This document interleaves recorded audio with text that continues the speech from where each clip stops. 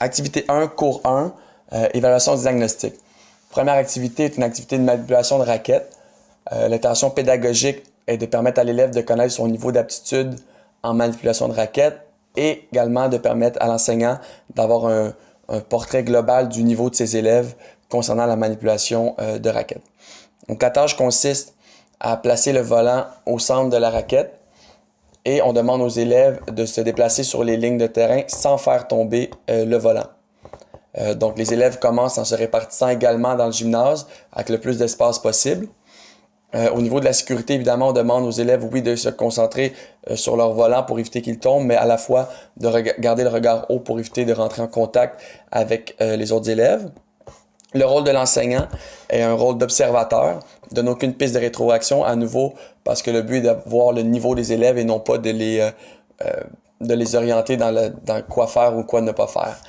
Donc, il regarde quels élèves ont le plus de difficultés, le nombre approximatif d'échappées, pour ensuite les faire progresser vers une activité un peu plus compliquée. Activité 2 du cours 1, toujours évaluation diagnostique en manipulation de raquettes. L'organisation sur le terrain est la même que l'activité numéro 1, le rôle de l'enseignant également et les consignes de sécurité sont les mêmes.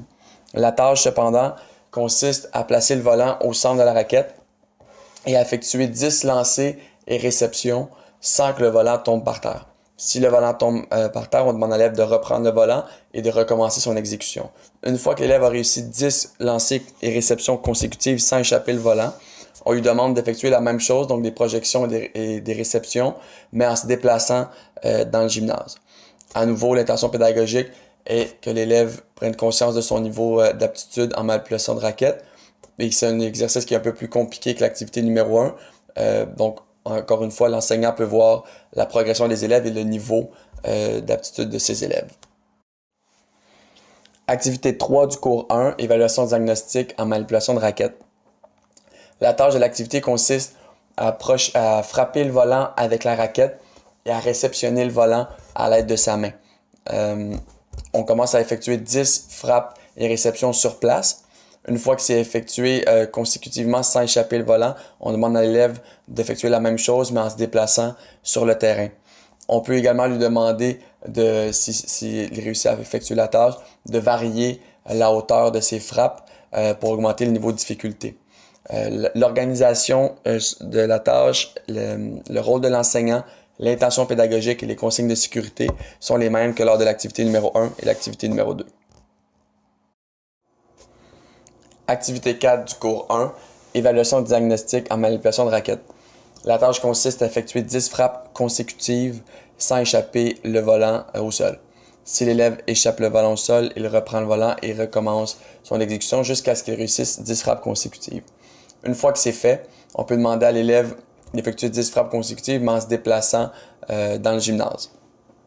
Pour augmenter le niveau de difficulté, on peut demander aux élèves de varier la hauteur de leurs frappes.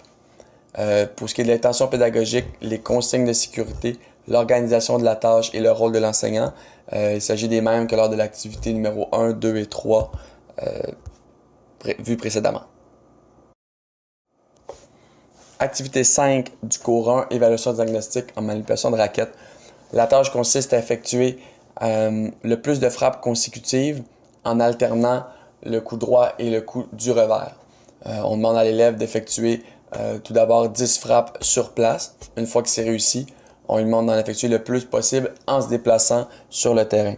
À nouveau, pour augmenter le niveau de difficulté, on peut demander à l'élève de varier la hauteur de ses frappes. L'intention pédagogique, le rôle de l'enseignant, l'organisation de la tâche et les consignes de sécurité sont les mêmes que lors des 4 activités précédentes. 2 questions pertinentes de retour à poser à la fin de ces 5 activités seraient de demander aux élèves quels sont les facteurs qui influencent positivement et négativement une bonne réception du volant et quelle est l'étape qui ont eu le plus de difficultés et quels sont les problèmes qu'ils ont rencontrés lors de cette étape. Activité 6 du cours 1, évaluation diagnostique au service long. L'intention pédagogique de la tâche est de permettre à l'enseignant d'avoir un niveau global de ses élèves au service long et de permettre aux élèves également de connaître leur niveau d'aptitude au service long. Pour ce qui est de la tâche explicitement, elle consiste à projeter les volants en fond de terrain de l'autre côté du terrain. Donc les élèves se situent derrière la ligne de service et doivent projeter les volants en fond de terrain de l'autre côté. Il y a 4 élèves qui s'exécutent à la fois par terrain. Un nombre égal de volants est distribué à chaque élève qui s'exécute. Une fois qu'ils ont projeté tous leurs volants, ils vont chercher les volants de l'autre côté et les rapportent à la ligne de service. Et les 4 autres élèves qui étaient situés derrière en attente peuvent s'exécuter. Au niveau de la sécurité, évidemment, on demande aux élèves d'attendre que tout le monde sur le même terrain ait projeté leurs volants avant d'aller chercher les volants de l'autre côté. Et les élèves qui sont en attente doivent se situer du même côté que les élèves qui effectuent leur service, mais pas sur le terrain pour éviter qu'il y ait des contacts avec les personnes qui font leur service. Le rôle de l'enseignant est un rôle à nouveau d'observateur. Donc, il cherche à voir les élèves qui ont beaucoup de facilité, qui sont capables de projeter les volants en profondeur, et les élèves qui ont plus de difficultés, c'est donc donner des informations précieuses pour le reste de la SAE.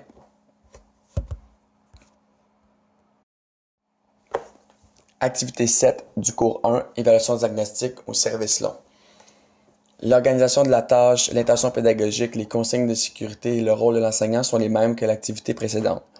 Cependant, on demande à l'élève de projeter le volant en fond de terrain dans une zone qui est délimitée par un tapis bleu, ce qui augmente le niveau de difficulté. Activité numéro 8 du cours 1, évaluation diagnostique au service long.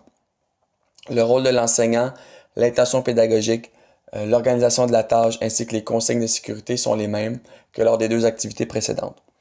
Cette fois, on demande à l'élève de projeter à l'aide d'un service long le volant en fond de terrain de l'autre côté, dans une zone délimitée par un cerceau, ce qui augmente à nouveau le niveau de difficulté.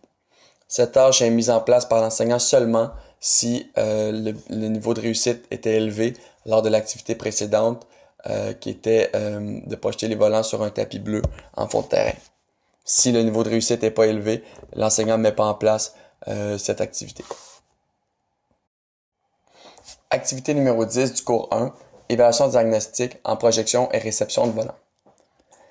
La tâche consiste à effectuer le plus grand nombre d'échanges sans interruption avec un partenaire.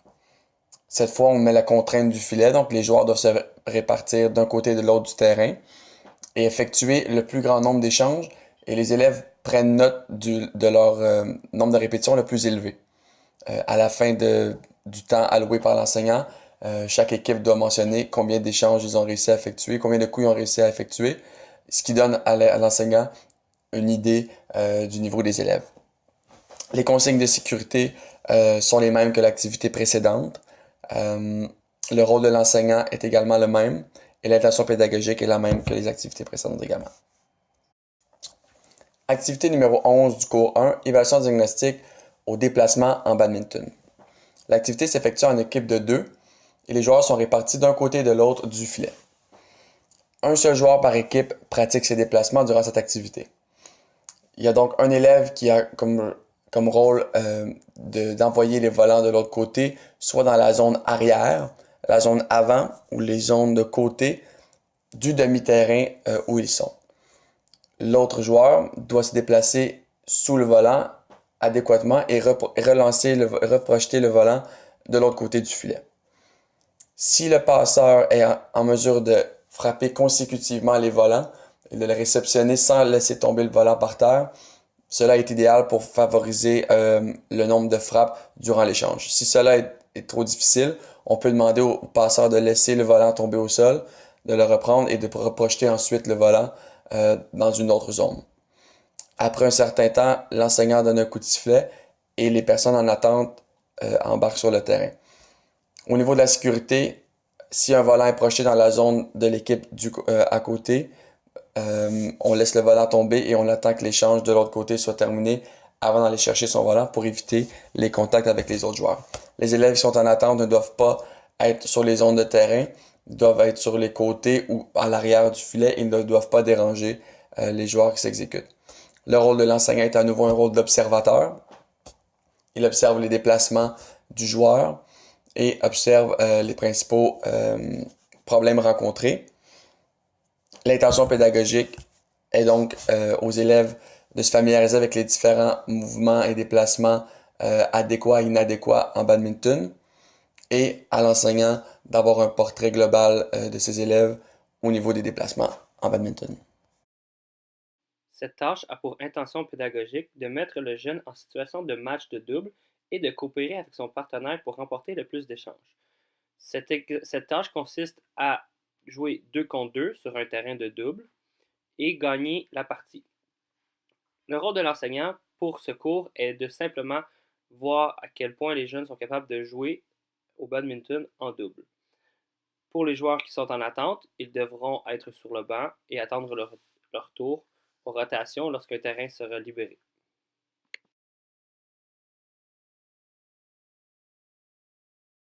Cette tâche a pour but de présenter les règlements de badminton en double.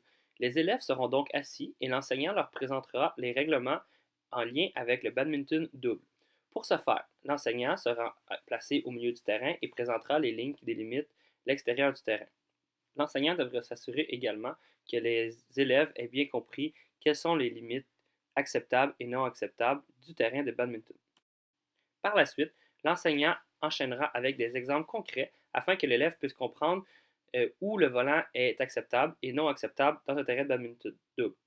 Il est important que ces élèves connaissent cette théorie car ils seront mis en situation de match de double euh, autant à l'évaluation finale que durant tous les cours de la situation d'évaluation. Toujours avec la même intention pédagogique de présenter les règlements de badminton, l'enseignant enchaînera avec la présentation des services possibles en double. Il devra donc présenter les bons services, les types de services, ainsi que les erreurs fréquentes du service.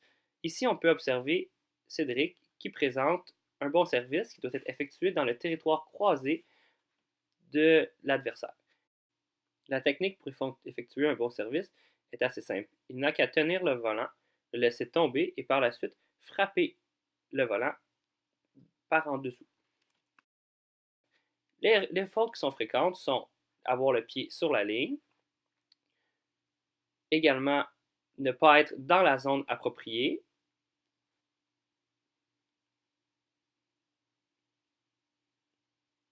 être dans la zone de son coéquipier, donc du même côté où on envoie le service, faire un service comme au tennis par en haut, donc le volant doit toujours rester sous les hanches, et pour finir, envoyer le volant dans le filet. Pour cette intention pédagogique, le but est d'atteindre sa cible en fonction de son positionnement. Dans cet exemple, le joueur en noir doit envoyer le volant au joueur en rouge. Le joueur en rouge n'a pas le droit de quitter sa zone. Dans cet exemple, le joueur est situé en fond de terrain. Également, dans ce jeu, tous les élèves pourront jouer en même temps car il pourra y avoir 5 ou 6 joueurs par terrain. Il y a également la variante où nous plaçons le joueur proche du filet. Donc, le joueur en rouge doit rester dans la partie proche du filet, dans sa zone en bleu, et ne peut pas frapper les volants qui n'atterrissent pas dans sa zone. Il serait important que l'enseignant vérifie si les élèves utilisent assez de force lors de la frappe du volant.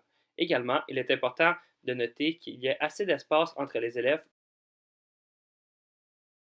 L'intention pédagogique de cet exercice est de coopérer avec son partenaire afin d'effectuer le plus de coups possible. Lors de cet exercice, l'enseignant devra s'assurer que les élèves restent un à un vis-à-vis un et l'autre. Également, il serait important de les guider afin qu'ils puissent orienter leurs coups devant eux. Le but de cet exercice est de continuer l'échange le plus longtemps possible jusqu'à temps que les élèves obtiennent un nombre maximal. Les élèves pourront tous participer à cette activité en même temps car le filet n'est pas nécessaire à cette activité. Pour cette tâche, l'intention pédagogique sera de présenter aux élèves comment bien manipuler les outils à badminton. Les élèves seront donc assis devant l'enseignant et l'enseignant présentera les différentes prises de raquettes possibles en badminton. Bien sûr, il serait important que les élèves soient à l'écoute et soient bien attentifs aux exemples de l'enseignant. Il y a 2 prises qui sont possibles au badminton. Tout d'abord, la prise marteau et par la suite, la prise en crêpe. Tout d'abord, la prise marteau, il est important de noter qu'on doit prendre la poignée de la raquette comme une poignée de main. Par la suite, on garde toujours le pouce pointé vers le bas et la raquette dans l'axe du bras, donc on peut effectuer un coup comme un marteau. La deuxième prise est la prise crêpe. Lors de cette prise, le pouce est placé sur le manche vers la tête de la raquette. Par la suite, on tourne le poignet et on peut donc effectuer des coups comme si on flippait des crêpes dans une poêle. Cet exercice a pour intention pédagogique de préparer le jeune à l'évaluation finale en le mettant dans le même environnement. Donc, les élèves seront deux par deux à échanger le plus de coups possible à l'intérieur des limites du terrain de double. Il est important que les élèves en attente soient placés au mur afin de ne pas être dans le chemin. Également, lorsque l'échange sera terminé, ils pourront changer. Donc, les élèves en attente embarqueront sur le terrain. Il est important pour l'enseignant de s'assurer que les élèves respectent et comprennent les limites du terrain en double. Cette activité a comme intention pédagogique de présenter différents coéquipiers à un élève en situation de match. L'exercice consiste donc à jouer en double et lorsque le point est perdu, l'équipe gagnante reste sur le terrain mais se sépare en deux. Deux nouveaux joueurs arrivent dans chacun des terrains qui sont libres. Le reste des élèves devront donc attendre sur les côtés, à côté des poteaux du filet, à l'extérieur des lignes de terrain. Il est également important que lorsque l'échange est terminé, on change les joueurs et il est important que les élèves respectent les limites du terrain. Étant un jeu plus ludique, le rôle de l'enseignant est de veiller à la sécurité des élèves en attente en dehors du terrain. Cette activité a comme intention pédagogique de coopérer avec son partenaire afin d'effectuer le plus d'échanges possible. Donc, cet exercice s'effectue un à un et les élèves doivent effectuer le plus d'échanges possible sans arrêter l'échange. Tous les élèves pourront donc participer à cet exercice en même temps car le filet n'est pas nécessaire à cet exercice. Pour l'enseignant, il sera important de se promener et d'aider les élèves qui ont de la difficulté à effectuer leurs coups et de préciser leurs coups. Cet éducatif a comme intention pédagogique de présenter le dégagé aux élèves. Les élèves seront donc assis devant l'enseignant et l'enseignant présentera donc les éléments techniques afin d'effectuer un bon dégagé lors de situations de match. Il est important que les élèves soient à l'écoute car ils devront reproduire ce genre de coup lors de leur mise en situation de match. Afin d'effectuer un bon dégagé, il y a plusieurs éléments techniques à prendre en considération. Tout d'abord, il est important de pencher son poids vers l'arrière et de frapper lorsqu'on frappe le volant. Également, la frappe du volant s'effectue derrière la tête et il est important de finir son mouvement vers l'avant. Les erreurs qui sont fréquentes est de ne pas balancer son poids vers l'arrière et de frapper vers l'avant et de frapper devant soi et également ne pas effectuer son mouvement complet du bras, donc rester devant soi. Cet exercice a comme intention pédagogique d'intégrer le dégagé au mouvement moteur de l'élève. Cet exercice consiste à frapper le volant que son coéquipier lancera à l'aide de sa main et les volants devront atteindre la zone où il y a un matelot bleu. Cet exercice peut être effectué avec tous les élèves en même temps car tous les élèves seront du même côté du filet. Il est également important pour l'enseignant de se promener et s'assurer que les élèves effectuent le dégagé tel que démontré dans l'exercice précédent. Une fois l'exercice terminé, les élèves vont ramasser les volants et changent leur rôle. Cette activité a comme intention pédagogique de mettre l'élève en situation d'échange et d'effectuer des dégagés. Donc, deux par deux, un élève servira un volant et le second élève devra frapper les volants et les envoyer en dégagé dans la zone délimitée par le matelas. Tous les élèves pourront donc effectuer cet exercice en même temps puisque les limites du terrain ne sont pas importantes à cette activité. Il est important également que l'enseignant circule et vérifie que les dégagés se sont bien exécutés. Une fois tous les volants frappés, on les ramasse et on change les rôles. L'intention pédagogique de cet exercice est d'effectuer un échange avec seulement des dégagés. Donc, un élève sert et par la suite, les élèves ne font qu'échanger en envoyant des dégagés en fond de terrain. Il est important de s'assurer que les éléments techniques du dégagé soient encore une fois maîtrisés et il est important de noter que tous les élèves pourront participer à cet exercice en même temps. Cet exercice a comme intention pédagogique de préparer l'élève à se mettre en situation d'évaluation finale. Donc, les élèves seront deux contre deux et devront échanger ensemble en effectuant des amortis. Une fois que le joueur a effectué 3 amortis, il doit quitter le terrain. Donc, à la fin, il ne reste plus que un seul joueur par équipe afin qu'ils réussissent leur but unique à eux. Une fois les échanges terminés, les élèves en attente qui sont sur le bord des murs pourront changer avec ceux qui étaient en action. L'enseignant devra donc s'assurer que les élèves coopèrent et communiquent afin que chacun d'eux réussisse leur, leur objectif qui est d'effectuer 3 dégagés lors de l'échange. Cette activité a comme intention pédagogique de mettre les jeunes en situation de match de double. Donc, les élèves devront jouer des matchs de double 2 contre 2. Le duo devra donc progresser ensemble afin de se rendre le plus loin possible dans le tournoi. Les élèves en attente prendront un terrain libre une fois l'échange terminé.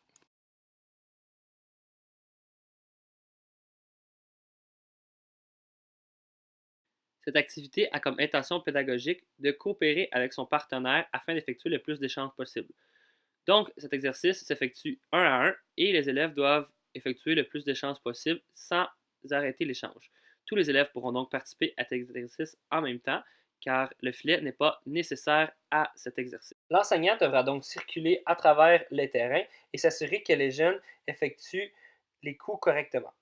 Cette variante est différente. Les jeunes devront donc en début d'échange se fixer un objectif d'échange, exemple 20 échanges, et s'ils réussissent leur objectif, peuvent augmenter et trouver un nouveau défi, donc augmenter à 30, à 40.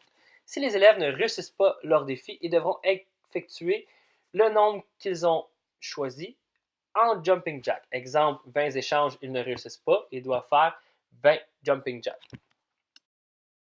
Cette tâche a comme intention pédagogique de présenter les éléments techniques du lobe. Donc, les élèves seront donc assis et regarderont l'enseignant exécuter quelques lobes et leur présenter les points techniques. Les éléments techniques du smash sont faciles à repérer et assez faciles à effectuer. Tout d'abord, il est important de faire une fente avec la jambe avant du côté de la raquette. Également, l'élan arrière était super important. Pour finir, un des éléments les plus importants est d'aller chercher de la hauteur dans la frappe. Les erreurs fréquentes sont de ne pas prendre le temps de faire la fente, de ne pas finir son mouvement en haut des épaules et pour finir, bloquer le mouvement. L'intention pédagogique de cet exercice est d'effectuer le lobe en atteignant la cible désirée. Donc, les élèves, un élève à la fois, devront frapper les volants que son coéquipier va lui lancer. Il doit atteindre la cible de fond de terrain qui est présentement un matelas. Une fois que l'élève a effectué tous les coups de tous les volants, les élèves vont ramasser les volants et changent les rôles. Tous les élèves pourront donc participer à cette activité en même temps puisque le filet n'est pas nécessaire à l'exercice. Il sera également important pour l'enseignant de circuler et s'assurer que les lobes soient bien effectués tel que montré dans l'exercice précédent. Cet exercice a comme intention pédagogique de pratiquer la hauteur dans l'exécution du lobe. Donc, à l'intérieur de demi-terrain, les élèves devront échanger en effectuant seulement des lobes. Lorsque le lobe est projeté dans les airs, l'élève devra donc aller prendre un volant qui est au sol et le mettre sur son plumage pour qu'il puisse tenir tout droit. Le but est de réussir à remettre sur leur plumage les 4 volants qui sont situés un devant, un derrière et un de chaque côté. Ici, il sera donc important que l'enseignant effectue des rotations pour que tous les élèves puissent effectuer cet exercice.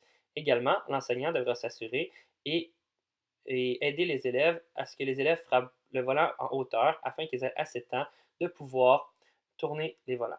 Pour une variante plus facile, les volants qui sont au sol peuvent être plus proches de l'élève. L'intention pédagogique de cette activité est d'aller chercher de la hauteur lors de la frappe du lobe. Donc, les élèves, 2 par 2, doivent échanger en effectuant seulement des lobes.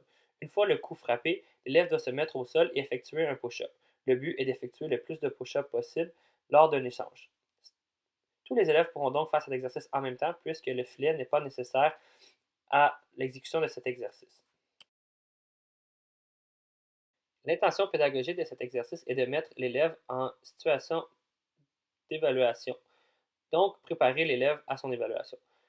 2 par 2, les élèves devront échanger en effectuant les 2 coups appris jusqu'à maintenant, soit 3 lobes et 3 dégagés. Une fois que les 3 lobes et les 3 dégagés sont effectués, l'élève peut quitter le terrain jusqu'à temps qu'il ne reste seulement que 2 partenaires. Il sera donc important d'effectuer une rotation afin que tous les élèves puissent effectuer cet exercice. Également, les élèves en attente peuvent rester au mur ou au banc. Cette activité a comme intention pédagogique de favoriser le plus grand nombre de points gagnés lors d'un échange. Le jeu consiste donc à jouer au roi du terrain. 2 contre 2, les élèves doivent jouer sur un terrain de double. L'équipe gagnante reste sur leur terrain et accumule un point. Ainsi de suite, tant et aussi longtemps qu'ils gagnent les échanges. Lorsque les rois du terrain perdent l'échange, ils sont donc retirés du terrain et une nouvelle équipe devient l'équipe qui est roi. Les élèves en attente devront donc attendre sur le côté du poteau qui tient le filet pour être prêts à embarquer sur le jeu lorsque l'échange est terminé. Il est important que l'enseignant s'assure que les élèves en attente ne soient pas sur le terrain pour une question de sécurité.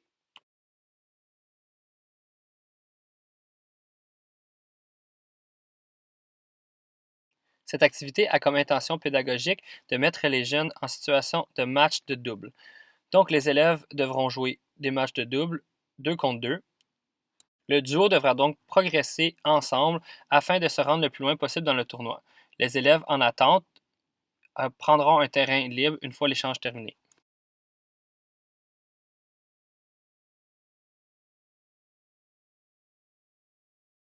L'intention pédagogique de cette activité est de présenter les éléments techniques de l'amorti aux élèves. Les élèves seront donc assis devant l'enseignant et regarderont les éléments techniques à mettre en application lors des amortis. Les éléments techniques de l'amorti sont donc d'avoir le bras en pleine extension, de bien effectuer une rotation complète des hanches et des épaules, et le point de contact avec le volant est au-dessus de la tête, légèrement vers l'avant. Les erreurs fréquentes sont que l'élève reste face au volant, ne frappe devant lui et ne complète pas son mouvement correctement. L'intention pédagogique de cet exercice est de mettre en application les éléments techniques de l'amorti. Donc, un élève enverra des volants en service et le second élève devra répondre avec un amorti dans la zone appropriée. L'enseignant devra se promener et s'assurer que les amortis soient bien exécutés et tous les élèves pourront donc faire cet exercice car le filet n'est pas nécessaire à l'exécution de cet exercice. L'intention pédagogique de cet exercice est de, encore une fois, pratiquer les amortis. Donc, tous les élèves seront placés sur la ligne de fond de terrain et devront prendre 4 volants, un après l'autre, et les frapper de l'autre côté. Le but de l'activité est de faire le plus rapidement possible, envoyer tous les volants qui sont sur le terrain sur la zone désirée, qui est la zone proche du filet. Il sera important que l'enseignant parte un chrono et les élèves devront effectuer cette action à l'intérieur d'1 minute. L'intention pédagogique de cette activité est de constamment être en mouvement et d'effectuer ses coups. Le but est qu'une fois qu'on a frappé le volant, on doit se diriger à pas de course de l'autre côté pour pouvoir frapper à nouveau le volant. Donc, cet exercice se fait en continu et on doit essayer d'effectuer le plus d'échanges possible sans interrompre l'échange. Il sera important de désigner un côté de course de chacun des côtés du terrain. Cette activité a comme intention pédagogique de mettre l'élève en situation d'évaluation. Donc, les élèves, à tour de rôle, devront effectuer un dégagé, un amorti et un lob, et par la suite, une fois que ces 3 coups sont effectués, pourra quitter le terrain. Il sera donc important de communiquer entre eux afin que tous réussissent au but commun. Également, l'enseignant devra se promener et s'assurer que les élèves coopèrent ensemble afin de réussir leur but. Également, les élèves en attente attendront sur les bancs ou sur les murs, sur les côtés des murs, et lorsque l'échange est terminé, pourront intégrer un terrain qui sera libéré.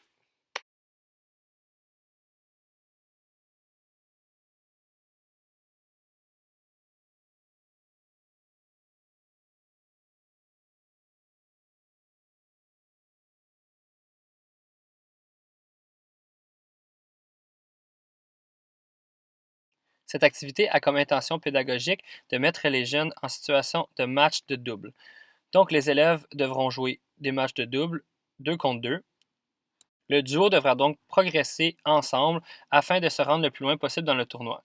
Les élèves en attente prendront un terrain libre une fois l'échange terminé.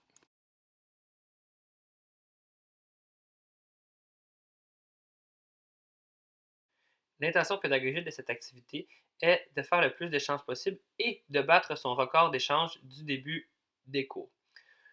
Donc, 2 par 2, tous les élèves seront placés de chaque côté du filet et devront échanger avec leurs partenaires. Ils devront effectuer le plus de coups consécutifs un après l'autre sans manquer leur coup. Le but de cette activité est d'effectuer un meilleur score que la première fois. Il sera important que l'enseignant circule afin de s'assurer que les élèves exécutent bien leurs coups.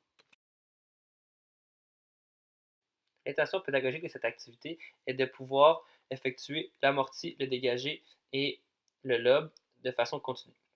Donc, les élèves sont placés un en face de l'autre, un par un, et devront échanger avec leurs partenaires en effectuant une routine à répétition. Donc, un lobe, un dégagé et un amorti de façon consécutive.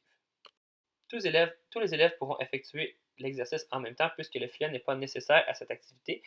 Et également, l'enseignant devra s'assurer de vérifier si les coups sont bien exécutés, l'amorti, le lobe et le dégagé. L'intention pédagogique de cette activité est de mettre les élèves en situation de match double en positionnement de côté-côté. Donc, les élèves échangeront 2 par 2 en faisant une partie de badminton en double en utilisant la tactique de côté-côté. Bien sûr, les élèves en attente sur le banc prendront place sur le terrain lorsque le terrain sera libre.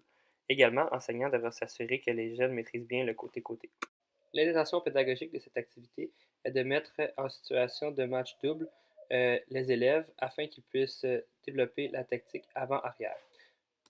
L'exercice consiste à jouer un match de double, donc 2 contre 2, et d'utiliser la tactique avant-arrière. Donc, un élève se place au filet pour frapper les coups proches du filet et l'élève de derrière frappe les coups en fond de terrain. Dès que le match de double est terminé, 4 nouvelles personnes peuvent intégrer le terrain. Les élèves en attente seront sur le banc et il sera important que l'enseignant circule afin de s'assurer que tous les élèves comprennent bien la tactique avant-arrière lors d'un match de double. L'intention pédagogique de cette activité est de mettre le jeune sous pression afin de le faire gagner un échange en surnombre. Cet exercice commence à 1 contre 1 et les élèves effectuent un échange. Lorsque l'échange est perdu, on change le joueur. Dans l'autre équipe, l'équipe gagnante, rajoute un joueur. Donc, il y a un surnombre qui est créé, donc 2 joueurs contre 1, et ainsi de suite. Si l'équipe qui est en infériorité numérique, donc un seul joueur, gagne contre l'autre équipe, cette équipe qui est donc en surnombre perd tous ses joueurs et on recommence à 2 contre 1, 2 étant l'équipe qui vient de gagner l'échange. Le but du jeu est que une fois les 4 joueurs sur le terrain, ces 4 joueurs doivent gagner l'échange et c'est donc cette équipe qui gagne la partie. Étant donné que ce jeu implique beaucoup de joueurs à la fois, il n'y aura pas de joueurs en attente et tous les joueurs pourront jouer en même temps. Pour finir, l'enseignant prendra le temps de circuler afin de s'assurer que les jeunes comprennent bien le jeu et puissent leur donner des pistes de rétroaction pour pouvoir gagner les échanges.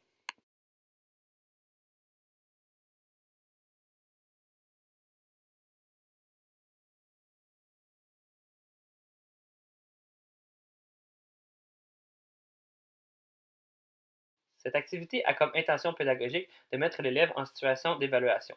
Donc, les élèves, à tour de rôle, devront effectuer un dégagé, un amorti et un lobe, et par la suite, une fois que ces 3 coups sont effectués, pourra quitter le terrain.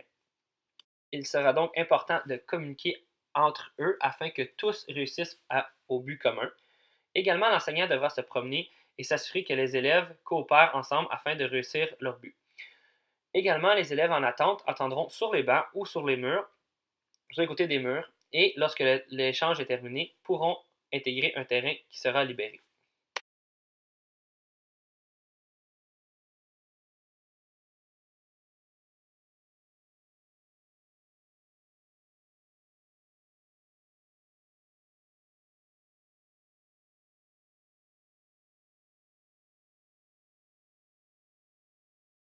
Cette activité a comme intention pédagogique de mettre les jeunes en situation de match de double.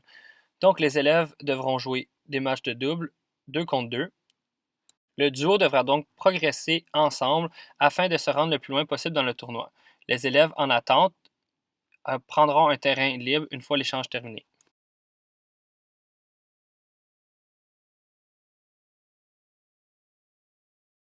L'intention pédagogique de cet exercice est de mettre en place les différents coups présentés afin de s'échauffer avant l'évaluation.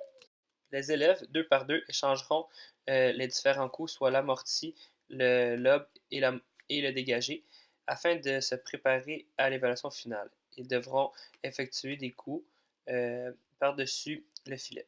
Tous les élèves pourront participer à cette activité en même temps. Il est également important de comprendre que cet exercice est un échauffement pour les élèves avant l'évaluation et les matchs. Pour l'évaluation finale, les élèves seront donc placés 2 contre 2 et devront effectuer des coups. Le but de l'évaluation est de voir si les élèves sont capables de coopérer ensemble afin d'exécuter un but commun. Donc chaque élève devra lui-même effectuer 3 dégagés, 3 amortis et 3 lobes à travers les échanges. Donc tous les 4 élèves devront bien communiquer afin de réussir leur but individuel. Également, le nombre de reprises sera considéré. Exemple, si une équipe n'échappe pas le volant et réussit à tout réussir les coups lors de leur échange, auront une meilleure note que les élèves qui échapperont le volant plus souvent.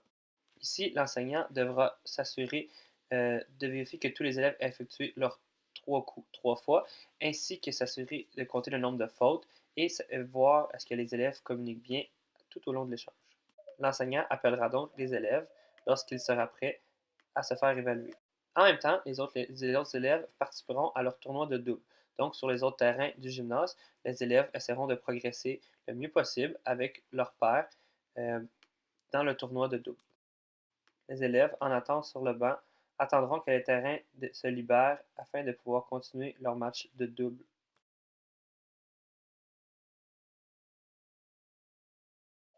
Lors du dernier cours de l'évaluation, il sera sensiblement le même que le précédent. Par contre, il sera important que l'enseignant prenne le temps de passer tous les élèves avant la fin de la période. Également, il devra s'assurer que le tournoi se déroule correctement et que tous les élèves peuvent jouer dans le tournoi de façon équitable. Pour terminer, afin de s'assurer du succès du tournoi de badminton, l'enseignant placera et déplacera les noms des vainqueurs et des perdants lors du tournoi de badminton. Il sera important, à la fin des cours, que l'enseignant prenne le temps de faire un retour avec les points forts et les points faibles du groupe en lien avec l'évaluation et le tournoi de badminton. Il sera important que l'enseignant prenne le temps de voir les élèves en difficulté et de lui faire des recommandations afin qu'ils puissent s'améliorer tout au long de la SAE.